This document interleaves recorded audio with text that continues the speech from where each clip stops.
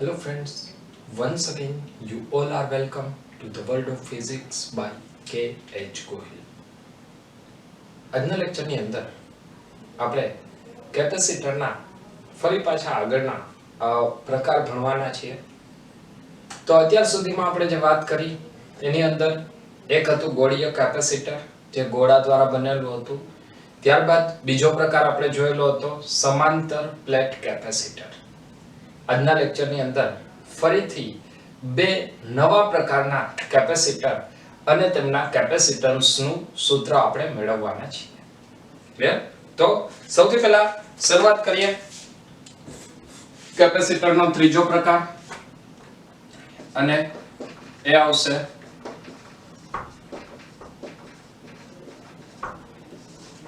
ગોળાકાર કેપેસિટર. ગોળાકાર કેપેસિટર મતલબ જે કેપેસિટર છે એ કેપેસિટરનો આકાર કેવો રાખવામાં આવેલો છે? ગોળાકાર. જો આ ગોળાકાર કેપેસિટરની આપણે વાત કરીએ તો અહીંયા ફરીથી એક વખત આપણે બે ગોળીય કવચ લેશું અને જે કવચની અંદર બંને ઉપર કંઈક વિદ્યુત ભાર છે એવું આપણે લઈ લઈશું. તો શરૂઆત કરીએ ગોળીય કેપેસિટર માટે.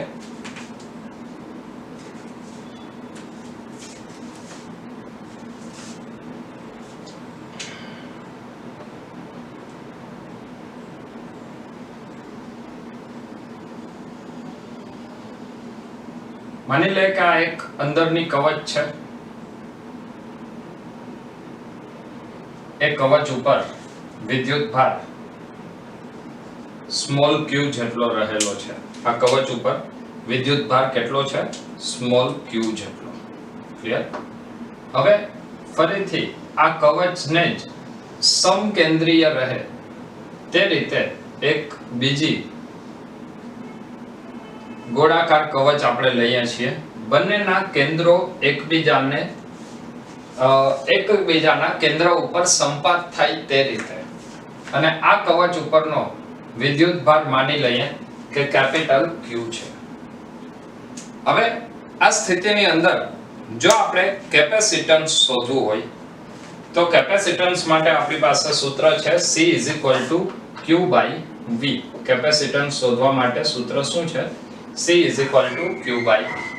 તો સૌથી પહેલા તો આપણે કેપેસિટરના જે બે પ્લેટની આપણે વાત કરીએ તો અહીંયા બે ગોળીય કવચ થશે ને એ બંને ગોળીય કવચ વચ્ચે વિદ્યુત સ્થિતિમાનનો તફાવત આપણે વ્યાખ્યાયિત કરવો પડશે.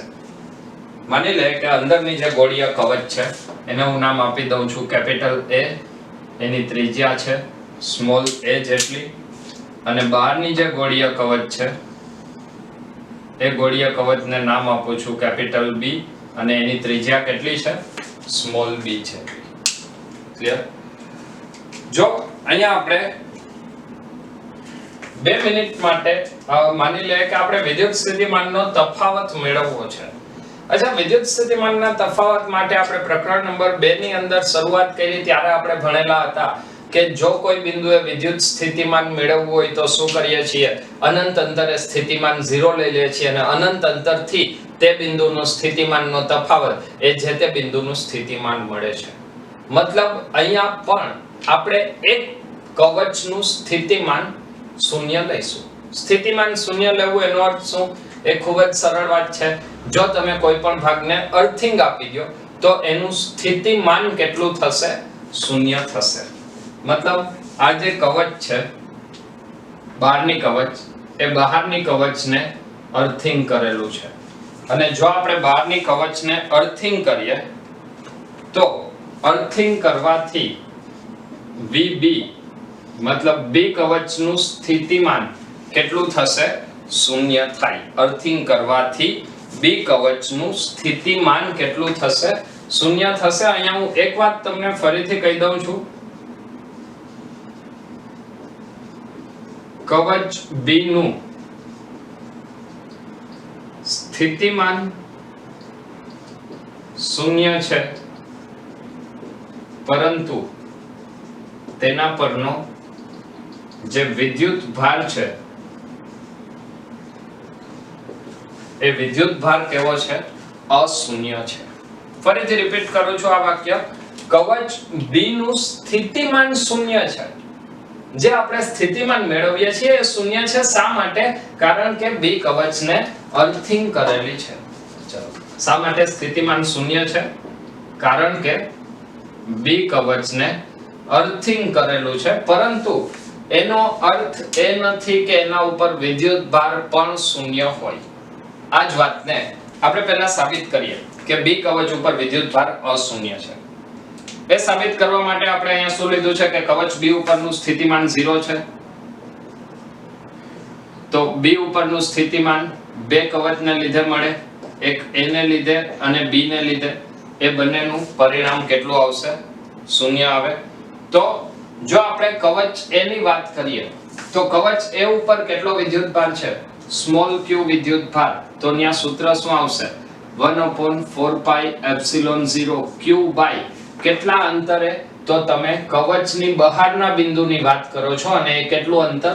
સ્મોલ b જેટલું. એટલે આવશે 1/4 pi epsilon 0 q by small b plus કવચ B ને કારણે સપાટી ઉપરનું સ્થિતિમાન.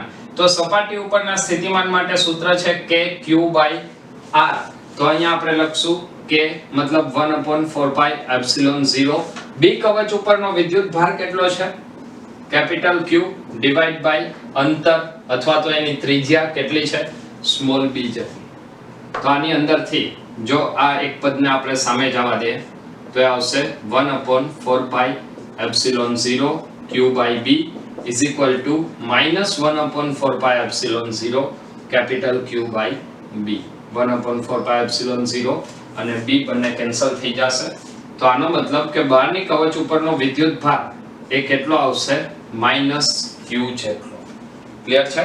બહારની કવચ ઉપરનો વિદ્યુતભાર કેટલો આવશે? તો એ વિદ્યુતભાર આવશે -q જેટલો. આ જ વાતને હજી જો વધારે ક્લિયર કરવી હોય, મતલબ હજી જો થોડી વધારે આ વાતને સમજવી હોય તો આ જે કવચ છે, યાદ કરો કેપેસિટરની વ્યાખ્યા શું છે? બે સુવાહકોથી બનતી રચના. ચલો, આ જે બહારની જે ગોળીય કવચ છે, ગોળીય કવચને હું થોડી નજીકથી વિચારું છું, મતલબ એને આપણે માઇક્રો લેવલે વિચારીએ. અને જો માઇક્રો લેવલે વિચારશું તો આ કવચની કંઈક જાડાઈ હશે. ક્લિયર છે આ વાત? આ વાતને હું અહીંયા વધારે ક્લિયર કરું છું. આ જે ગોળીય કવચ છે એ કવચની થોડી જાડાઈ હશે. અચ્છા, પહેલી વાત કે અહીંયા q વિદ્યુતભાર વિતરિત થયેલો છે. માની લઈએ કે આ જે q વિદ્યુતભાર છે એ ધન છે. ચલો, અંદરની પ્લેટ ઉપરનો વિદ્યુતભાર કેવો છે? ધન વિદ્યુતભાર. જો અંદરની કવચ ઉપરનો વિદ્યુતભાર ધન હોય તો હવે બહારની જે કવચ છે એ કવચ ઉપર કયો વિદ્યુતભાર આવશે? ઋણ વિદ્યુતભાર. અચ્છા, હવે વાત કરીએ આ ઋણ વિદ્યુતભાર કેટલો હોય. જો આ ઋણ વિદ્યુતભાર કેટલો હોય એ આપણે શોધવું હોય તો એના માટે તમારે અહીંયા જે કવચ છે એ કવચની અંદર એક ગૌસિયન પૃષ્ઠ લેવું પડશે. કઈ જગ્યાએ? કવચની અંદર. હવે આ ગૌસિયન પૃષ્ઠ ક્યાં છે? કવચની અંદર, મતલબ સુવાહકની અંદર. તો સુવાહકની અંદર વિદ્યુત ક્ષેત્ર કેટલું હોય? શૂન્ય. જો સુવાહકની અંદર વિદ્યુત ક્ષેત્ર શૂન્ય હોય તો આનો મતલબ કે આની અંદર નેટ ચાર્જ પણ કેટલો હોવો જોઈએ? ગૌસના નિયમ પ્રમાણે નેટ ચાર્જ 0. તો ફરીથી એ જ વાત આપણને મળી કે q મતલબ અંદરની કવચનો વિદ્યુતભાર અને બહારની કવચની અંદરની સપાટી પરનો વિદ્યુતભાર એ બંને કેવા હોવા જોઈએ? સમાન હોવા જોઈએ. ક્લિયર છે? અચ્છા, આના સિવાય હજી એક વાત અહીંયા હું એડ કરીશ કે અહીંયા જે વિદ્યુત ક્ષેત્ર છે એ વિદ્યુત ક્ષેત્ર જુઓ કઈ દિશામાં છે? તો અંદરની કવચથી બહારની કવચની દિશામાં. કારણ કે આપણે વિદ્યુતભારનું વિતરણ એવી રીતનું લીધેલું છે. ક્લિયર? પરંતુ અહીંયા જો આ બિંદુએ તમે વિદ્યુત ક્ષેત્ર લેશો તો ન્યા વિદ્યુત ક્ષેત્ર કેટલું? શૂન્ય. બહારના બિંદુએ વિદ્યુત ક્ષેત્ર લેશો તો ન્યા પણ વિદ્યુત ક્ષેત્ર કેટલું મળશે? શૂન્ય. આનો મતલબ કે r લેસ ધેન a અને r ગ્રેટર ધેન b માટે વિદ્યુત ક્ષેત્ર કેટલું આવશે? શૂન્ય આવશે. Clear? r less than a અને r ગ્રેટર ધેન b માટે વિદ્યુત ક્ષેત્ર કેટલું આવશે? વિદ્યુત ક્ષેત્ર મળે છે 0. તો સૌથી પહેલા તો તમને અહીંયા સુધીના પરિણામો ક્લિયર હોવા જોઈએ. જો તમને આટલા પરિણામો ક્લિયર હોય તો હવે આના ઉપરથી આપણે કેપેસિટન્સ મેળવીએ. તો કેપેસિટરનું જો કેપેસિટન્સ મેળવવું હોય, ચલો ક્લિયર છે આટલું? તો પહેલા આ પાર્ટ લખી લેજો. 1 2 3 ચલો ચાલો ઓકે. હવે જોઈએ આગળ ફરીથી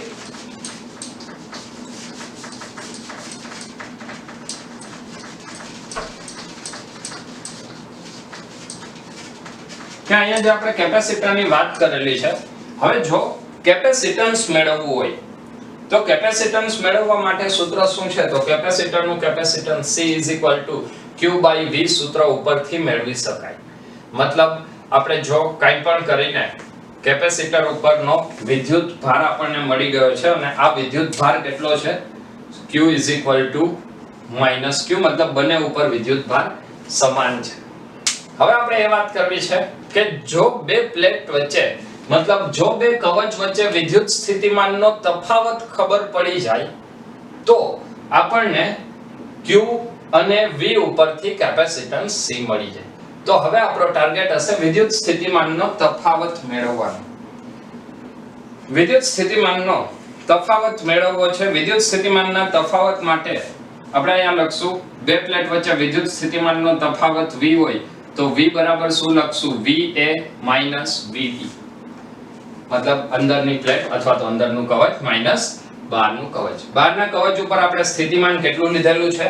0. તો બહારની કવચ ઉપર સ્થિતિમાન 0 છે એટલે અહીંયા કેટલું આવશે? માત્ર VA જેટલું. હવે VA મતલબ એક કવચ ઉપર સ્થિતિમાન A નું સ્થિતિમાન કેટલું છે? તો જો આપણે A નું સ્થિતિમાન શોધવું હોય તો એ સ્થિતિમાન શોધવા માટે ચલો એક કવચ ઉપરનું સ્થિતિમાન, તો એક કવચ ઉપર સ્થિતિમાન કેટલું આવશે? તો સૌથી પહેલા આપણે અંદર વાત કરીએ તો એના ઉપર 1/4πε0 વિદ્યુત ભાર કેટલો છે? સ્મોલ q જેટલો ડિવાઇડ બાય કેટલા અંતરે? તો એની ત્રિજ્યા કેટલી છે? a જેટલા અંતરે. ક્લિયર છે? પ્લસ હવે જે બહારની સપાટી ઉપર, મતલબ બહારની જે ગોળીય કવચ છે એ કવચને લીધે પણ એનું ઉપર કંઈક સ્થિતિમાન હશે. હવે હું એ સ્થિતિમાનને વ્યાખ્યાયિત કરું છું. તો એ સ્થિતિમાનને વ્યાખ્યાયિત કરવા માટે અહીંયા આપણે ફરીથી સમીકરણ લખશું 1/4πε0. અચ્છા, આ કેપિટલ Q એટલે આપણે કેટલું મેળવેલું છે? કેપિટલ Q -Q, તો અહીંયા નિશાની આવશે માઈનસ. અને કઈ કવચને કારણે? બહારની કવચને કારણે. તો યાદ કરો કવચની અંદર સ્થિતિમાન સમાન હોય અને કેટલું હોય? સપાટી ઉપર છે એટલું.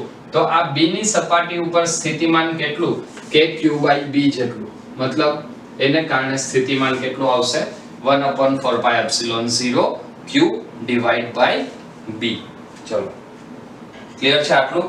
તો આપણને વિદ્યુત સ્થિતિમાનનો તફાવત V મળી ગયો. આ V ને હજી થોડું વ્યવસ્થિત રીતે લખીએ તો આવશે Q/4πε0 into 1/A minus 1/B. આ આપણને મળશે V. જો V મળી જાય તો હવે આપણે કેપેસિટન્સ શોધવાનું છે અને કેપેસિટન્સ શોધવા માટે સૂત્ર શું છે? C Q/V. તો હવે ફરીથી આપણે વાત કરશું ગોળાકાર કેપેસિટરનું કેપેસિટન્સ C Q/V, જ્યાં Q એ વિદ્યુત ભાર છે. તો વિદ્યુત ભાર આપણે કેટલો લીધો છે? સ્મોલ q જેટલો. તો હું અહીંયા ફરીથી લખીશ small q divide by Q/4πε0. અને અહીંયા જે આ પદ આવે છે એમાં બેનો છેદનો લસા લઈ લઈએ. છેદનો લસા લઈ લઈએ તો એ આવશે B - A divide by AB. Clear છે?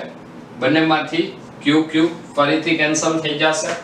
તો આ જે q q બંનેમાંથી કેન્સલ થઈ જશે તો હવે જે પદ વધે પદને આપણે લખી નાખીએ c = 4 pi epsilon 0 a b divide by b minus a. Clear? આ આપણને મળશે કેપેસિટન્સ, ગોળાકાર capacitance c = 4 pi epsilon 0 ab divide by b minus a. ઠીક છે? ચલો ક્લિયર છે આટલું? બાકી હોય તો લખી નાખો 1 2 3. લખાઈ ગયું છે? ઓકે. તો આ આપણે જે વાત કરી એની અંદર જોયું નળાકાર ગોળાકાર કેપેસિટર, જે કેપેસિટરનો ત્રીજો પ્રકાર છે. એનસીઈઆરટી ની અંદર આનો ડાયરેક્ટ સૂત્રના સ્વરૂપમાં જ તમને ઉપયોગ દર્શાવેલો છે, આ કેવી રીતે આવે સાબિત કરેલું નથી.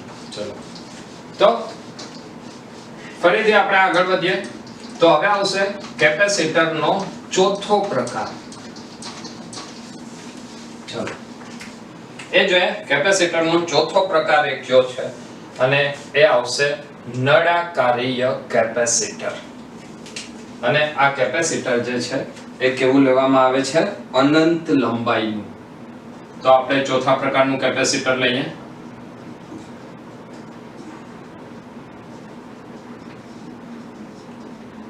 અનંત લંબાઈનું નળાકાર કેપેસિટર. ચલો અનંત લંબાઈનું નળાકાર કેપેસિટર. તો અહીંયા પણ ફરીથી આપણે જે ગોળાકાર કેપેસિટરની અંદર જે વાત કરેલી હતી એવી જ કંઈ વાત કરશું. તો સૌપ્રથમ તો નળાકાર કેપેસિટરની અંદર આપણે એક બે અનંત લંબાઈના પોલા નળાકાર વિચારશું. ચલો તો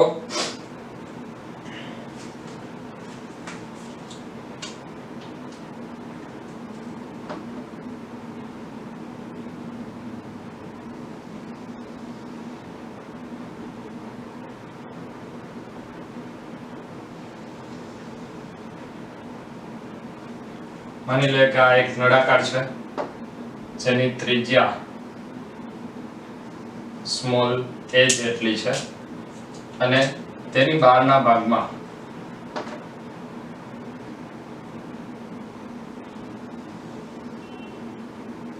આપણે એક બીજો નળાકાર લઈએ છીએ જે પણ અનંત લંબાઈનો છે અને સાથે સાથે બંને નળાકારની જે અક્ષ છે એ એકબીજા પર સંપાત થયેલી છે. ક્લિયર? ચલો થોડું વધારે રિયલાઇઝ થાય એટલા માટે અહીંયા નળાકાર શેપ હું દોરી નાખું છું.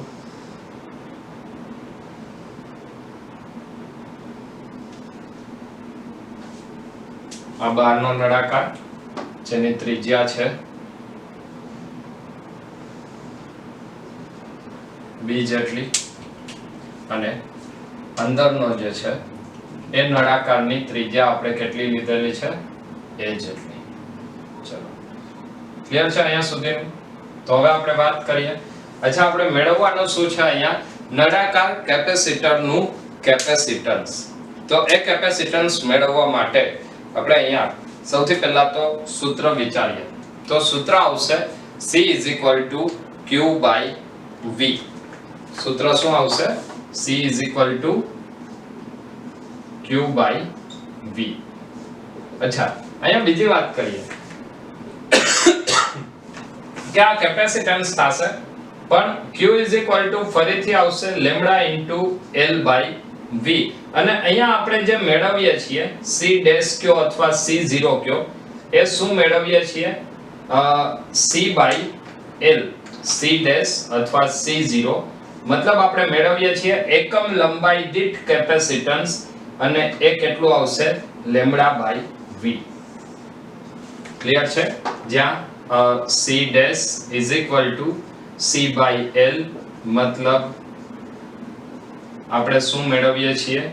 એકમ લંબાઈ દીઠ કેપેસિટન્સ. ચલો ક્લિયર છે? મતલબ આપણો અત્યારનો એમ શું છે? તો C ડેશ મેળવવાનો અથવા તો C/L મેળવવાનો. C મેળવવા માટે ફરીથી આપણે વિદ્યુત સ્થિતિમાનનો તફાવત મેળવવો પડશે. અને જો વિદ્યુત સ્થિતિમાનનો તફાવત મેળવવો હોય તો એના માટે સૌથી પહેલા આપણે વિદ્યુત ક્ષેત્ર શોધીએ. વિદ્યુત ક્ષેત્ર મેળવવા માટે આપણે ગોસના નિયમનો ઉપયોગ કરીશું.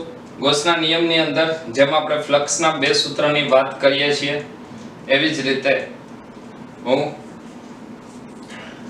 વાત કરીશ.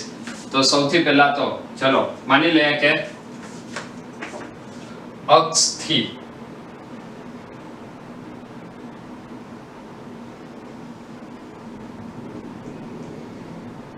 આ નળાકારની અક્ષ છે.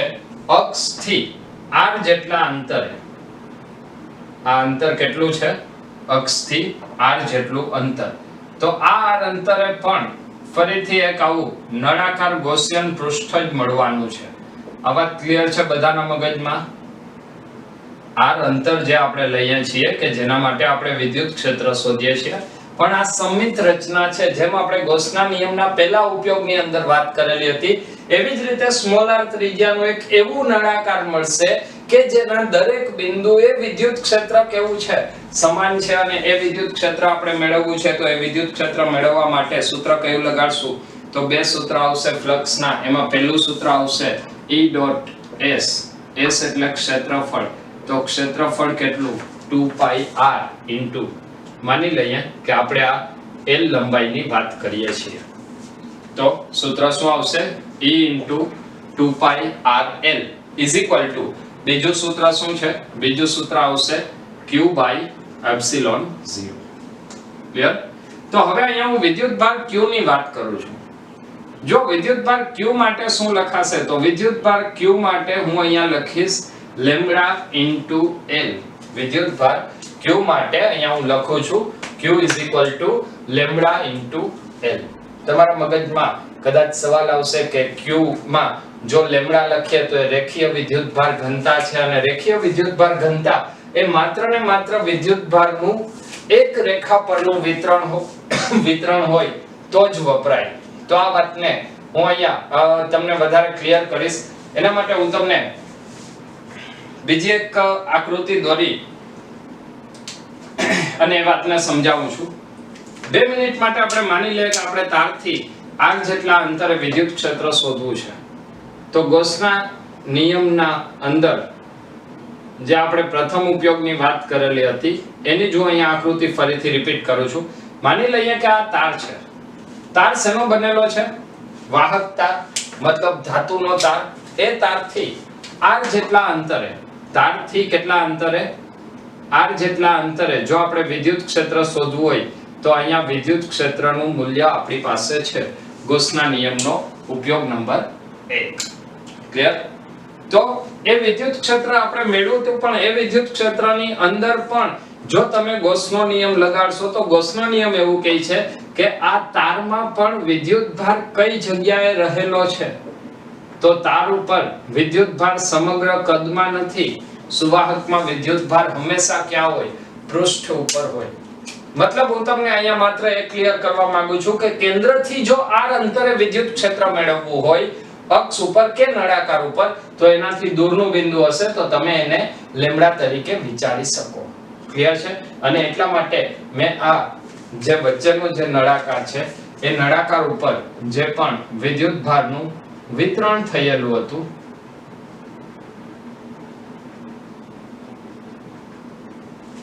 એ વિદ્યુતભાર વિતરણને કારણે r બિંદુએ જો આપણે વિદ્યુત ક્ષેત્ર શોધીએ તો એ વિદ્યુત ક્ષેત્ર આપણને આ જે સૂત્ર હતું એના જેવું જ મળશે.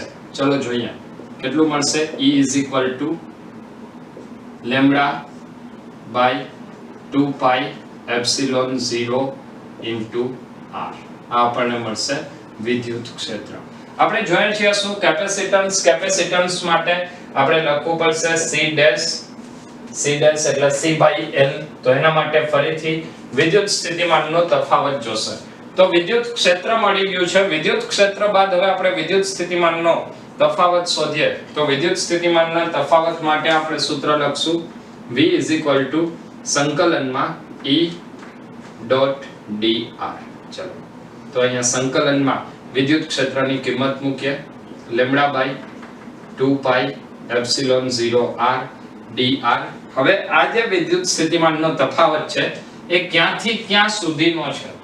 જો વિદ્યુત સ્થિતિમાનનો તફાવત મતલબ આપણે ક્યાંથી ક્યાં સુધી જવાનું છે તો A થી B સુધી જવાનું છે. ક્યાંથી ક્યાં સુધી આપણે જવાના છીએ? A થી B સુધી. શા માટે? કારણ કે અહીંયા જે વિદ્યુત ક્ષેત્ર છે એ વિદ્યુત ક્ષેત્ર ક્યાંથી ક્યાં હશે? તો નળાકાર ઉપર જે વિદ્યુત ક્ષેત્ર છે એ વિદ્યુત ક્ષેત્ર માત્ર અંદરના ભાગમાં હશે. મતલબ r less than a અને r greater than b માટે ફરીથી વિદ્યુત ક્ષેત્ર કેવું આવશે? શૂન્ય. વિદ્યુત ક્ષેત્ર કેવું આવશે? શૂન્ય આવશે. ચલો ક્લિયર છે? ઓકે, તો અહીંયા હું ફરીથી લખું છું. લિમિટ કઈ આવશે? લિમિટ આવશે a થી સ્મોલ a થી b સુધીની. અચળ પદને આપણે બહાર કાઢી લઈએ તો લેમ્ડા બાય 2 પાઈ એપ્સિલોન 0 સંકલનમાં 1/r dr. 1/r dr નું સંકલન થશે ln r. તો અહીંયા હું લખીશ lambda by 2 pi epsilon 0 ln r. ક્યાંથી ક્યાં સુધી? a થી b. તો એક વખત upper limit minus lower limit lambda by 2 pi epsilon 0 upper limit આવશે ln b minus lower limit ln a. Clear છે આટલું? ln b minus ln a. તો આના પછી ફરીથી હું આ ક્વેશ્ચનને આગળ વધારું છું. તો અહીંયા આપણને મળશે is equal to lambda by 2 pi epsilon 0 log a minus log b. તો log a divided by b. અહીંયા છે log b minus log a. તો શું લખાશે? Natural log of b divided by a. Clear છે આટલું? તો આ આપણને વિદ્યુત સ્થિતિમાનનો તફાવત મળ્યો. વિદ્યુત સ્થિતિમાનનો તફાવત જો મળી જાય. અચ્છા, આની અંદર પણ ફરીથી હું તમને એક વાત કહીશ કે જેમ આપણે આગળ વાત કરેલી હતી ગોળીય કેપેસિટરની અંદર, એવી જ રીતે અહીંયા જે બહારનો નળાકાર છે એ નળાકારને આપણે ગ્રાઉન્ડિંગ મતલબ અર્થિંગ કરેલું છે, જેથી એના ઉપર કોઈ પણ વિદ્યુત ભાર હશે નહીં. ક્લિયર? તો v = λ/2 π epsilon 0 ln b / a. હવે આપણે વાત કરશું કેપેસિટન્સ ની. તો કેપેસિટન્સ માટે આપણે શું ગોતીએ છીએ? c' મતલબ એકમ લંબાઈ દીઠ કેપેસિટન્સ. તો c/l જો શોધવું હોય તો c માટે આપણું સૂત્ર શું હતું? q/v અથવા λ/v. ક્લિયર છે? તો હવે અહીંયા v ની કિંમત મૂકી દે. તો v ની કિંમત મૂકશું તો એ આવશે lambda divide by λ/2 pi epsilon 0 ln b / a. Clear? ln b / a. ફરીથી અહીંયા લેમ્ડા કેન્સલ થઈ જશે.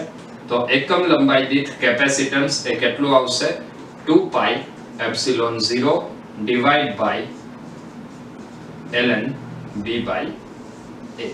તો આ આવશે એકમ લંબાઈ દીઠ નળાકારીય કેપેસિટરનું કેપેસિટન્સ. તો આપણે વાત કરી કેપેસિટરના ત્રીજા અને ચોથા પ્રકારની. ફરીથી નેક્સ્ટ લેક્ચરની અંદર કેપેસિટરનું ચાર્જિંગ શું છે, કેપેસિટરને ફૂલ ચાર્જ થવા માટે કેટલો સમય લાગે, આવા કંઈક ટોપિક સાથે નેક્સ્ટ લેક્ચરમાં મળીએ છીએ. તો ખૂબ જ ઝડપથી નેક્સ્ટ લેક્ચરમાં મળીએ. ત્યાં સુધી બધા મહેનત કરતા રહો. Wish you all the best.